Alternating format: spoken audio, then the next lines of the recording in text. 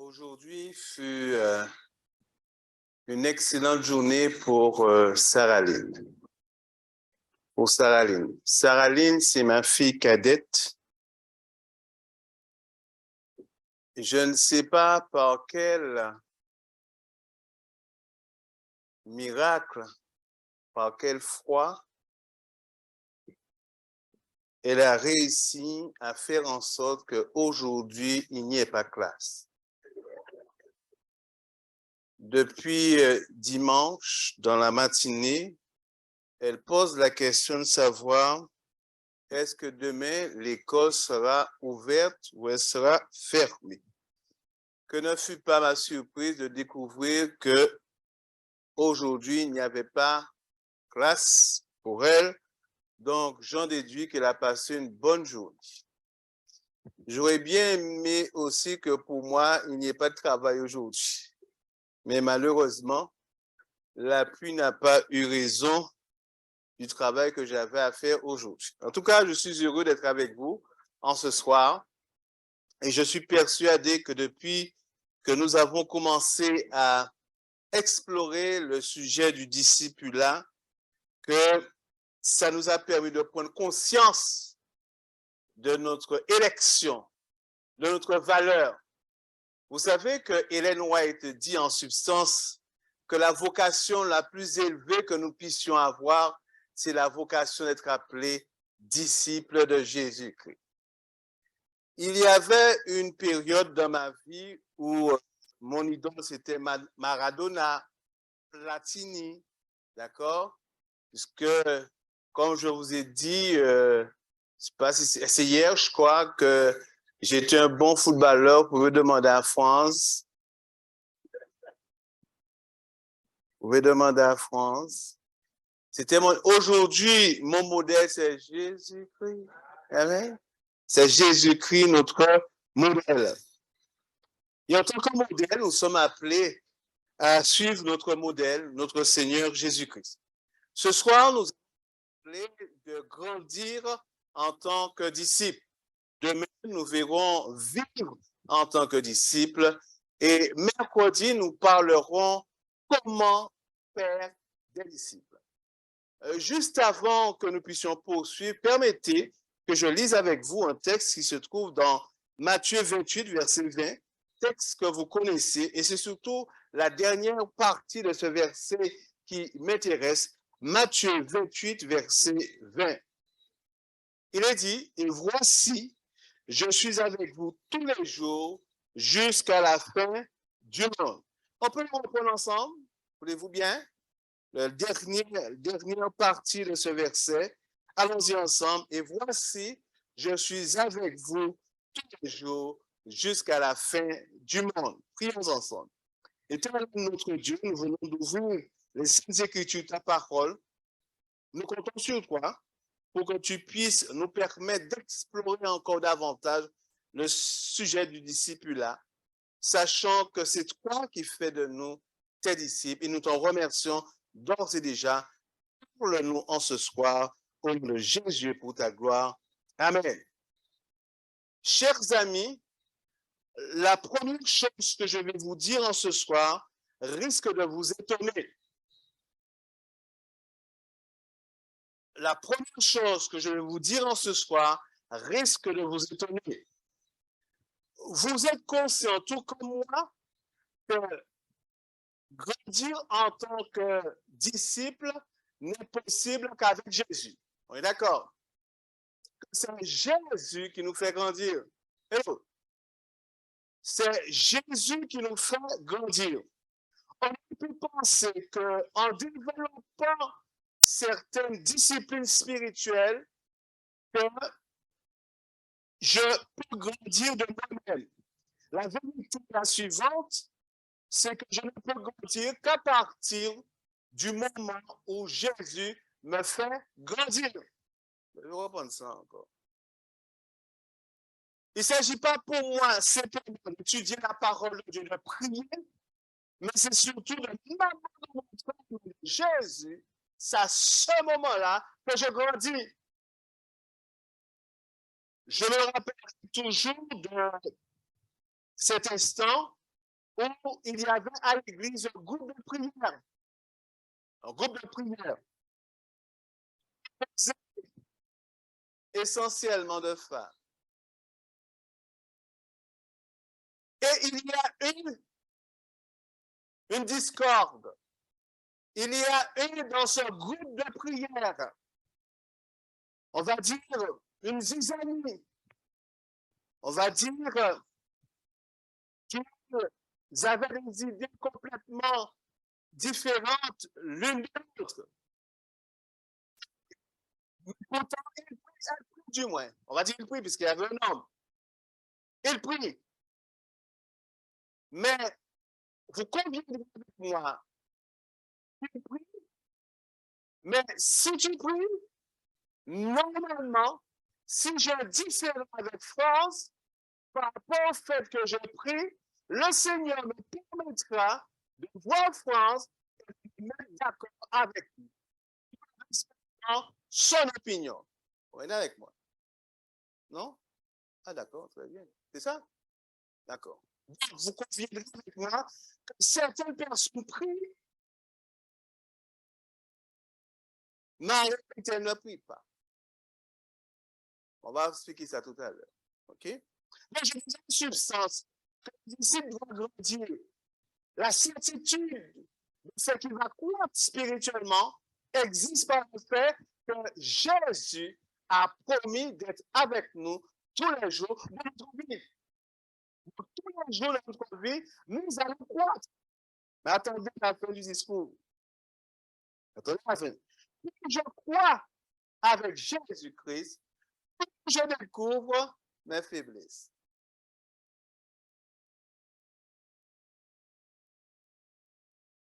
Plus je crois avec Jésus-Christ, plus je découvre l'abîme qui me sépare de Jésus-Christ. Quand j'avance avec le Seigneur, je constate que je suis un pécheur et que j'ai besoin de la grâce du Seigneur. Donc, ma croissance spirituelle me permet de découvrir encore davantage que je suis un pécheur. Ça va? Ça va? D'accord. En d'autres termes, ce que je suis en train de vous dire, plus je crois avec Jésus, je dois ressentir ma nécessité, mon besoin de Jésus-Christ. Il ne s'agit pas pour moi de déclarer à un certain moment que j'ai déjà atteint le but. Et comme disait Paul, je cours toujours. Mais je crois. J'avance. J'avance. Mais ça ne doit pas nous décourager parce que Jésus est avec nous tous les jours. La vérité, chers amis, c'est que vous et moi, nous avons besoin de réaliser que Jésus est une nécessité. Eh oui, c'est une nécessité, mes frères.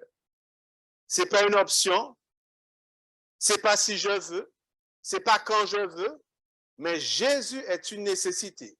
Alors, j'aimerais tout de suite vous rassurer en vous disant que nous sommes transformés, nous sommes changés par notre Seigneur, par la puissance de l'Esprit. C'est clair. C'est clair, nous sommes changés. Nous devenons de plus en plus aimants. Notre foi augmente.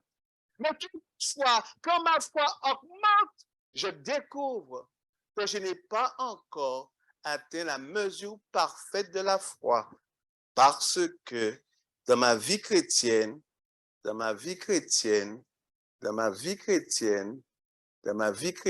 a des hauts et des bas.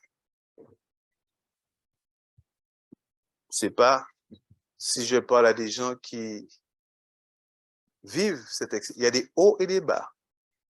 Il y a des hauts et des bas, mes frères. Il y a des hauts et des bas. Ouais. Il y a des hauts et des bas. Mais ça ne doit pas me décourager parce que je suis encore sous la grâce du Seigneur Jésus-Christ. Ça ne doit pas me décourager.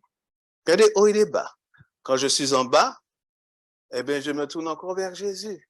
Quand je suis en haut, je reste encore avec Jésus. Mais je découvre, plus je marche avec le Seigneur, plus je découvre mon insuffisance devant Dieu. plus je découvre mon insuffisance devant Dieu.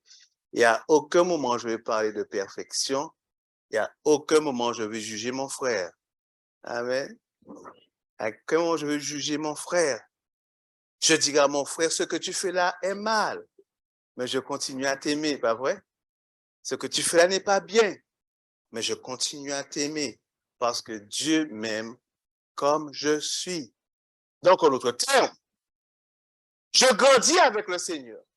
Mais en grandissant avec lui, je découvre qui je suis. Ça me fait toujours mal. Vous savez, quand mes filles me disent, papa, tu n'es pas patient. Je dis, mais pourquoi vous dites ça? Mais je me considère comme un homme extrêmement patient. Mais papa, tu n'es pas patient.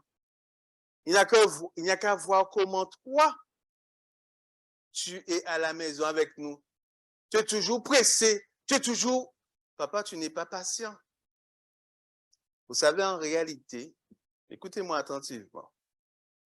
Dieu place des circonstances dans nos vies pour nous permettre de voir qui nous sommes. Des circonstances. On dit, Seigneur, mais pourquoi moi?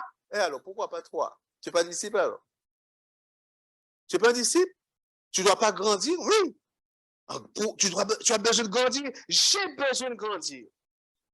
Mes chers amis, je vous apprends rien que l'Éternel utilise les épreuves de la vie pour nous épurer, pour nous purifier et pour nous sanctifier. Alors,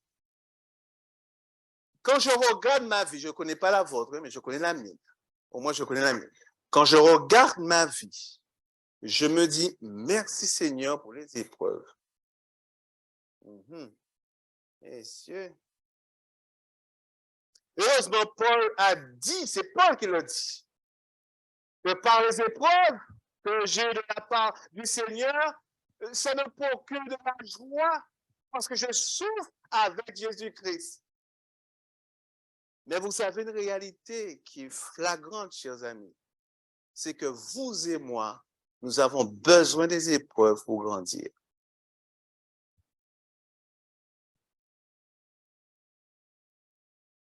Nous avons besoin des épreuves pour grandir. J'aurais aimé pouvoir vous dire autre chose, mais c'est faux. Nous avons besoin des épreuves pour grandir. En réalité, les épreuves nous permettent de comprendre la nécessité de Jésus-Christ dans notre vie. On s'appuie sur lui, on s'accroche à lui.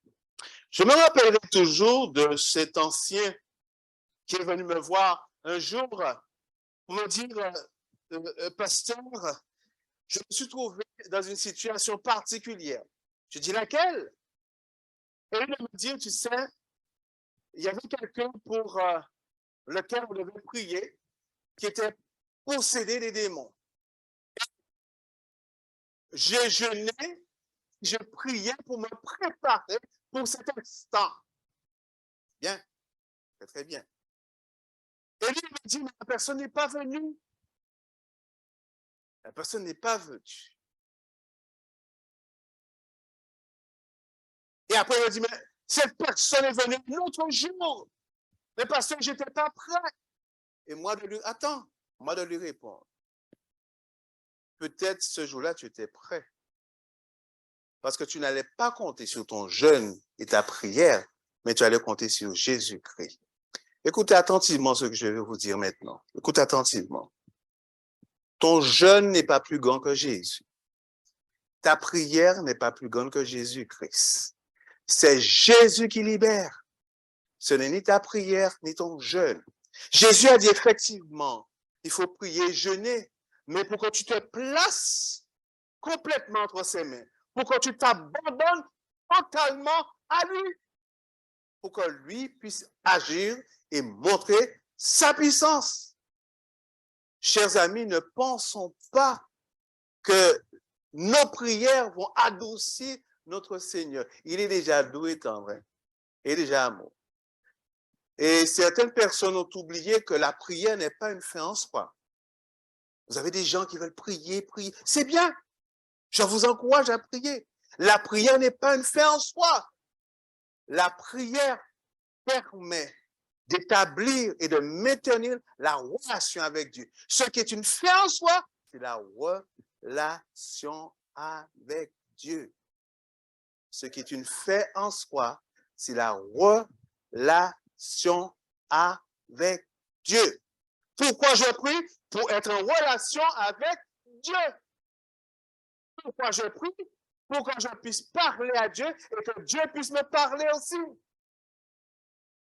En réalité, chers amis, celui qui prend conscience que Jésus est tous les jours avec lui, vit continuellement avec la présence de Jésus-Christ.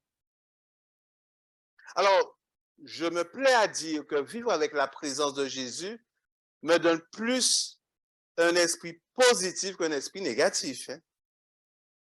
Oui, parce que vous avez l'impression que certaines personnes vous disent, bon, oui, le Seigneur est là, il ne faut pas faire ci, il ne faut pas faire ça. Ouais. Le Seigneur est là. Moi, je dis, quand le Seigneur est présent dans ta vie à tes côtés, mais tes forces sont démultipliées. Tu peux affronter et faire face aux vicissitudes de la vie parce que le Seigneur est présent à tes côtés. Tu avances, tu progresses parce que le Seigneur est là. Nous avons déjà dit qu'il est important pour nous en tant qu'enfants de Dieu de ne pas marcher par la vue, mais de marcher par la foi. Parce que Jésus a promis d'être à nos côtés. Et je peux vous dire une chose, que le Seigneur est là. Ah oui, mes frères, le Seigneur est là. C'est Ellen White qui disait dans un de ses livres, je ne me rappelle plus lequel, j'aurais dû noter la citation d'ailleurs, qui disait que si nous pouvions voir le combat spirituel qui se fait sur notre être, notre corps, chaque matin, en nous réveillant, nous aurions applaudi Dieu. Alors, je ne sais pas si je peux vous demander d'applaudir Dieu. France, c'est toi le premier ancien ici? C'est ça? Je peux demander d'applaudir Dieu à l'église? Je peux faire ça? Ah, c'est moi le pasteur. Bon, comme c'est moi. Vous voyez comment il a là, vers moi? D'accord? Mais il faut que vous pouvez applaudir Dieu. Amen. Ah ouais. C'est Ellen White qui le dit. Ellen White dit, si nous pouvions voir le combat spirituel qui se faisait sur nous, notre corps, des situations, et comment l'Éternel envoie ses anges intervenir, chaque jour, nous aurions applaudi Dieu. Eh ouais, les frères, l'Éternel agit. Il agit et il agit. C'est merveilleux, pas vrai? On va marquer une pause. Et on va avoir un moment de prière pour glorifier Dieu, pour remercier Jésus pour sa présence continuelle à nos côtés et le fait qu'il nous permet de grandir avec lui. Je vous demande, on peut demander à 2 personnes de prier pour nous, 2 personnes, 2 volontaires. J'ai déjà choisi 2 volontaires, hein, mais c'est juste pour vous aider, d'accord. Natacha, volontaire, d'accord. Alors, c'est un homme et une femme. Et, non, tu as déjà prié. Oui, toi, tu as prié pour nous, d'accord. On va se mettre à genoux et on va prier. Simplement remercier. Non, alors, c'est pas une longue prière, hein, d'accord. Prière pour remercier l'Éternel, d'accord. Ok, on va se mettre à genoux, on va prier.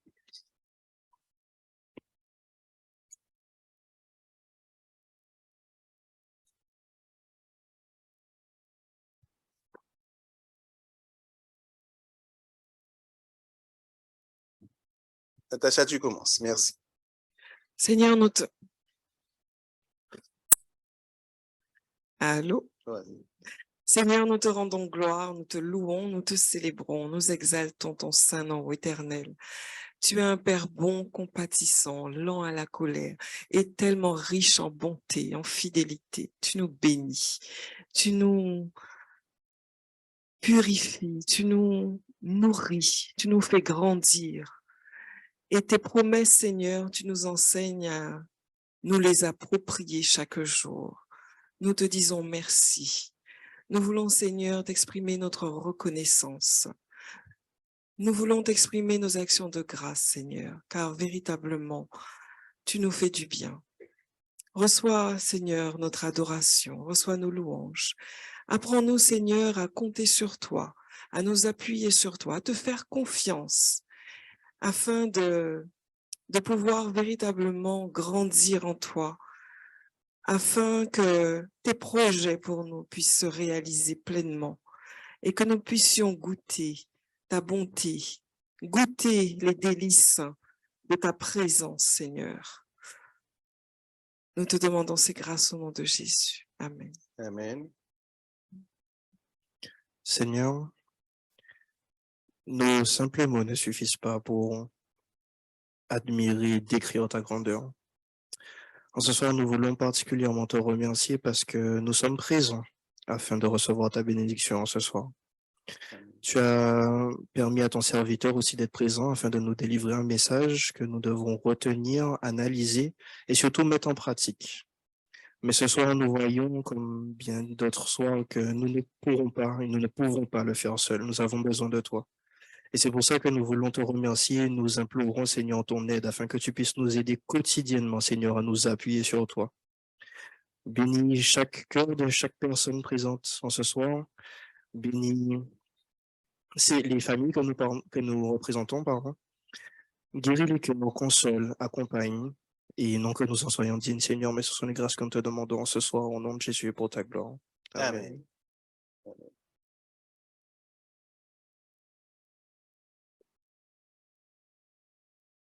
Très bien.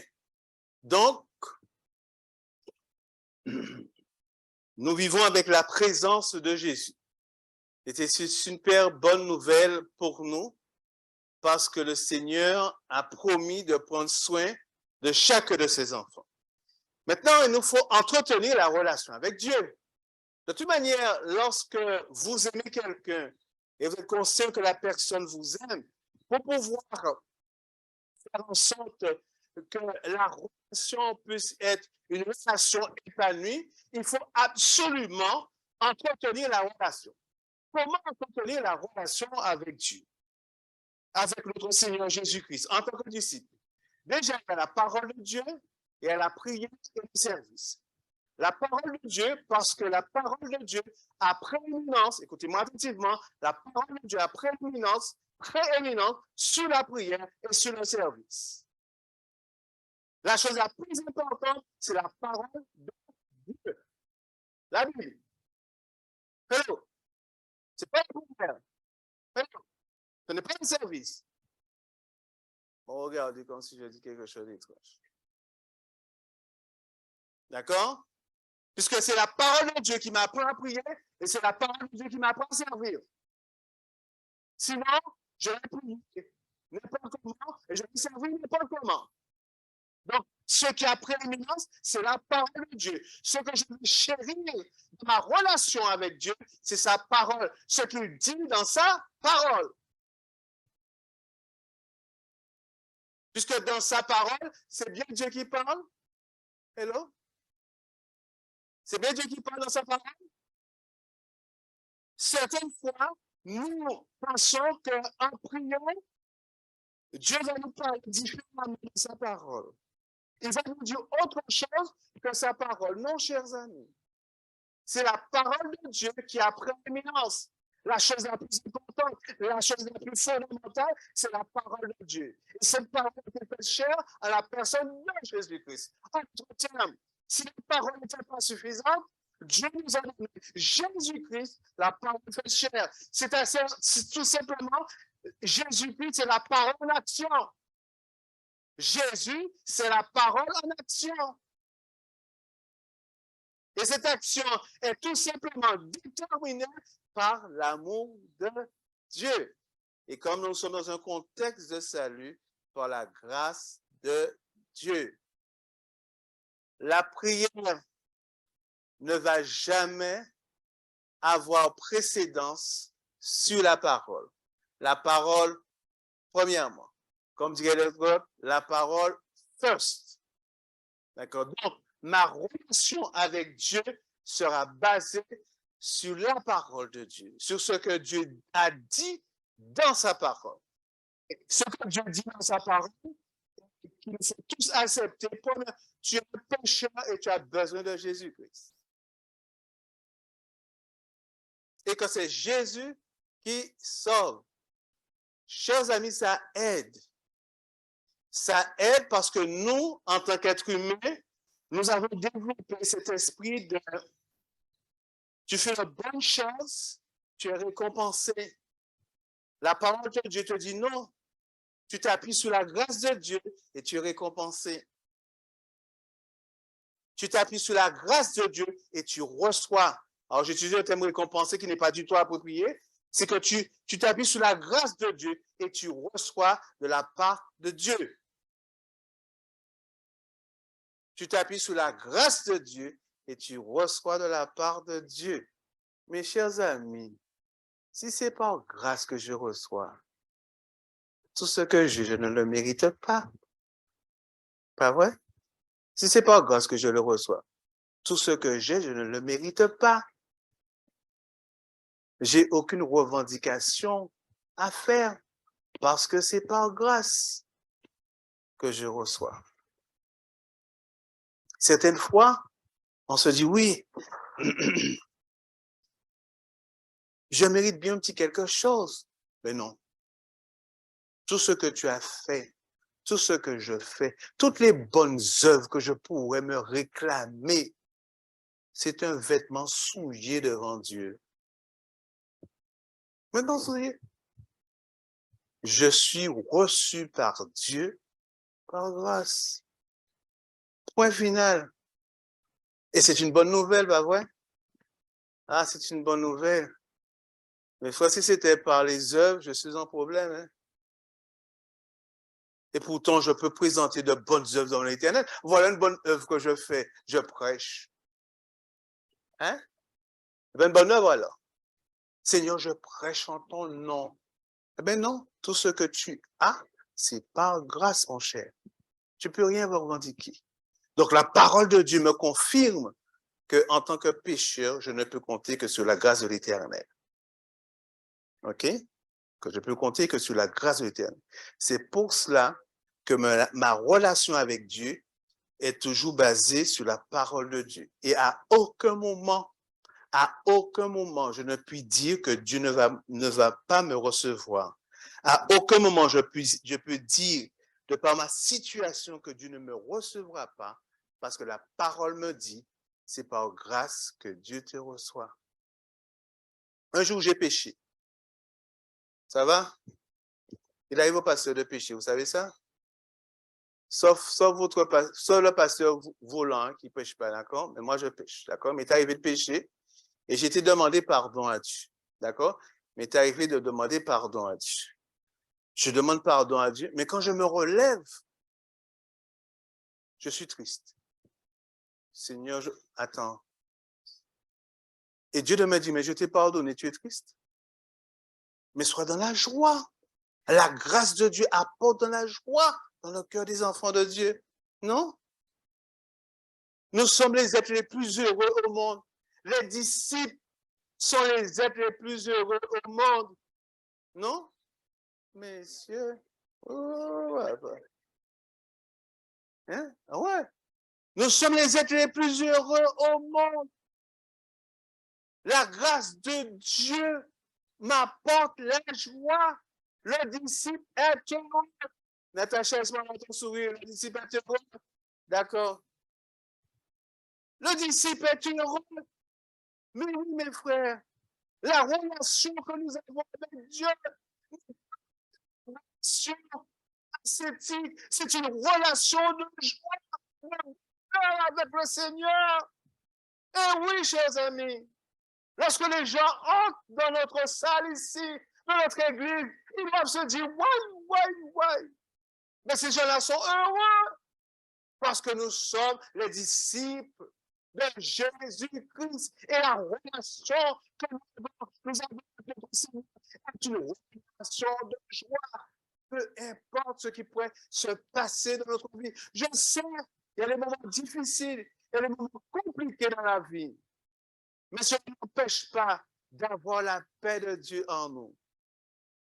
Donc, la parole de Dieu me dit tout simplement que le Seigneur m'a reçu par grâce et que la grâce de Dieu apporte de la joie aux disciples du Seigneur. Ah oui.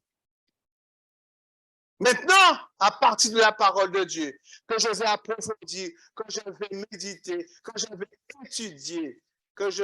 étudier, je ne vais pas seulement la lire, mais je vais aussi l'étudier. La Bible est un livre d'étude, pas simplement un livre de lecture. Je vais reprendre ça. La Bible n'est pas simplement un livre de lecture, c'est un livre d'étude. Parce qu'il y a des vérités qui se trouvent dans la parole de Dieu que Dieu veut nous permettre de découvrir avec lui, parce que c'est lui qui nous permet de découvrir certaines vérités. Donc, il nous faut prendre ce livre-là et l'étudier. L'étudier. Ne laissez pas le pasteur l'étudier pour vous.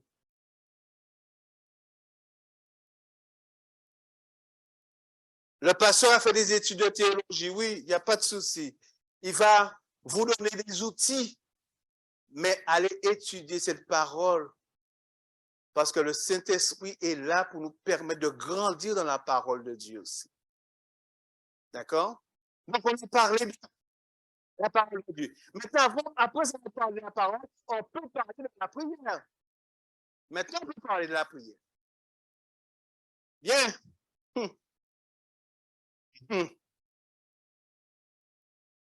Je prie pour me conformer à la volonté de Dieu.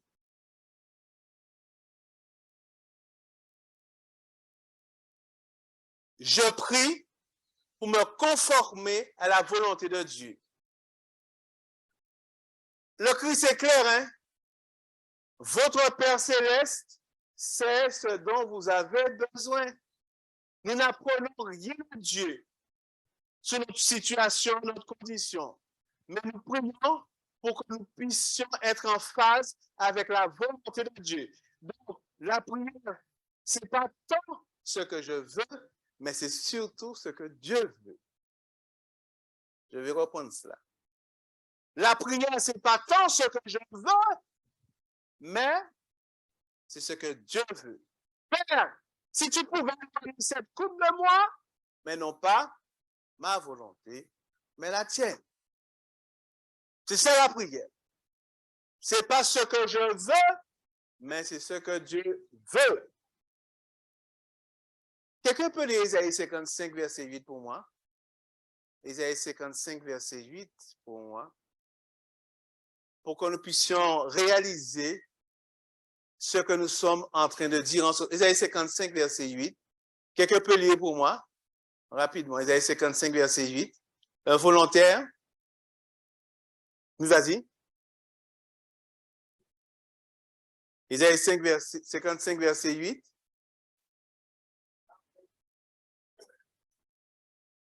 Euh, 55 ainsi. Oui. Il a le micro, vas-y. Car mes pensées ne sont pas vos pensées et vos voix ne sont pas mes voix, dit l'Éternel. D'accord, merci. Ouais. Nos pensées ne sont pas les pensées de l'Éternel? C'est vrai? Mais oui. Donc, quand je prie, c'est pour que je ne suive pas mes pensées. C'est pour que je ne suive pas mes voix. Hello. Quand je prie, c'est pour ne pas suivre mes pensées. C'est pour ne pas suivre mes voix. Mais c'est pour suivre les pensées de l'Éternel qui ne sont pas mes pensées. Ça va?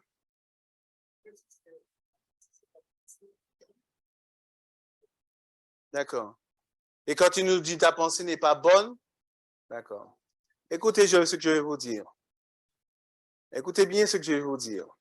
Écoutez bien attentivement, parce que je l'ai vécu. Tu peux avoir de très bonnes idées. Excellentes. Excellentes. Mais ce ne sont pas des idées divines. Je vais reprendre ça.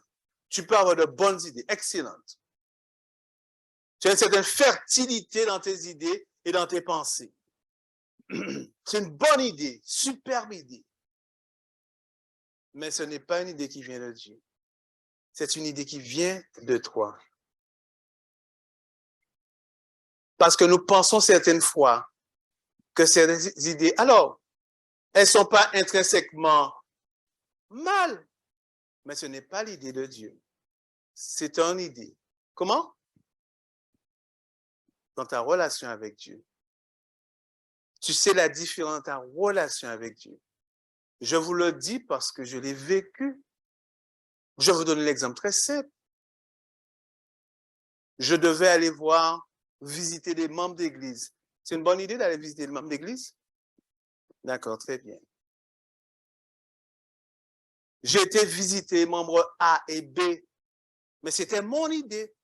Mais l'idée de Dieu, c'était d'aller visiter membres C et D. Mais moi, je ne voulais pas aller voir membres C et D. Ça ne m'arrangeait pas. J'étais visiter membres A et B. J'étais visiter membres A, mais c'est visiter, non? C'est pas visiter alors. Mais c'est une bonne idée d'aller visiter. J'étais visiter membre A. Membre A n'était pas là. J'étais visiter membre B. Membre B n'était pas là. J'ai pris ma voiture. Comme je vous ai dit, hein, tu peux faire ce que tu veux avec l'Éternel. Tu te donnes la liberté. Mais si tu dois passer par là, c'est pas là. Donc, j'ai pris ma voiture. J'étais visiter membre C. Écoute-moi bien. Membre C me dit, pasteur, tu arrives au bon moment. Je priais le Seigneur pour que quelqu'un vienne me voir. Ensuite, j'étais visiter membre D qui m'a dit la même chose. C'est pas visiter alors. Parce que tu vas visiter, c'est bien. Mais est-ce que Dieu t'a demandé d'aller visiter telle ou telle personne?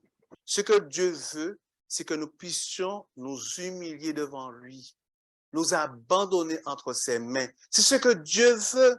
Le disciple doit avancer dans l'abandon de soi à l'Éternel. C'est pas mauvais d'aller voir un frère en tant que tel, mais Dieu t'a pas envoyé là. En tout cas, Dieu m'avait pas envoyé. Paul voulait aller, Dieu, le Seigneur a dit non, tu vas pas par là. Voilà, tu vas par ici. Dans Acte 16. J'avais même oublié cette histoire. Merci, bien-aimé. D'accord? Et le dernier point que je voulais voir avec vous, c'est que le disciple est au service. Si vous pensez que la parole de Dieu est importante, si vous pensez que la prière est importante, le service est tout aussi important que la prière. Aucun d'entre nous ne pourra dire au Seigneur que j'ai reçu de ta part et que je ne partage pas avec les autres. Nous sommes au service. Et le service que nous devons rendre à la communauté, c'est leur annoncer Jésus-Christ, le sauveur de l'humanité. Nous devons être au service des autres. Et Ellen White est plus, comment dirais-je encore, elle est plus convaincante, plus forte, elle a beaucoup plus de force que je le dis en ce soir. Elle dit, aucun chrétien qui n'est au service des autres ne pourra acclamer Jésus comme roi des rois et seigneur des seigneurs. Parce que Dieu a fait en sorte que notre croissance spirituelle se fasse avec la parole, la prière et le service aux autres. Je vais vous dire quelque chose. Vous savez que même dans la prière, même dans notre propre spiritualité, nous pouvons développer, comme le peuple d'Israël, un orgueil spirituel. Vous savez ça? Vous êtes conscient de ça? Tu peux être tellement dans la prière, tellement dans l'étude. Tu gonfles. Et tu vas exploser après ça. Tu gonfles. Or, Dieu veut effectivement que tu emmagasines pour partager avec les autres, en toute humilité, avec charité, pour que tu t'enorgueillis pas. Puisque la rencontre avec les autres, écoute-moi bien, la rencontre avec les autres, c'est la rencontre avec l'imperfection des autres. Hein? La rencontre avec les autres, c'est la rencontre avec l'imperfection des autres. Et tu dois continuer à les aimer. Hein? Tu dois continuer à les aimer. On va te faire honte, mais tu dois continuer à aimer parce que le Seigneur t'aime. Il est facile pour nous d'avoir une spiritualité de la chambre haute. On reste seulement dans la chambre haute. Et on tourne. Comme les disciples ont dit à Jésus, sous le mot de la transfiguration, Seigneur, établissons des tentes par là, par ici. Établissons, ils ont vu Jésus transfiguré. Jésus, non, il faut descendre. Aller à la rencontre des autres. Dans notre disciple-là, nous sommes appelés à aller à la rencontre des autres. Mes frères et mes sœurs, je le dis premièrement pour moi, notre Église a glissé. On est devenu de moins en moins missionnaires. De moins en moins. Si on veut être honnête avec soi-même, on est de moins en moins au service. Il nous faut changer cela. Il nous faut changer cela complètement. Parce que nous sommes les disciples du Seigneur. Mercredi soir, nous allons voir comment faire des disciples, si Dieu veut. Mais nous avons une responsabilité. Notre croissance spirituelle ne se fait pas seule. Hello. Notre croissance spirituelle ne se fait pas seule. Notre croissance spirituelle se fait avec les autres. Eh oui, avec les autres. Et heureusement d'ailleurs. Et heureusement d'ailleurs. Et heureusement d'ailleurs. Notre croissance spirituelle se fait avec les autres. Les autres qui ne nous attirent pas. Les autres qui ne sont pas beaux. Les autres qui sont sales. Les autres avec lesquels nous n'avons aucune affinité. En réalité, c'est avec eux que se construit notre caractère. Ouais, mes frères. Je vous dis ça, mais je pense à une situation dans laquelle je me suis trouvé et la pensée qui m'a traversé l'esprit, mes frères, j'ai honte de le dire. C'était, mais Seigneur, pourquoi tu permets à telle personne de venir à l'église? Et le Seigneur de me répondre, mon église est un lieu de grâce où je reçois tous les pécheurs. Il n'y a pas de lieu plus grand que l'église parce que c'est le lieu de la grâce, le lieu de la réception où nous recevons les pécheurs, les malheureux spirituellement.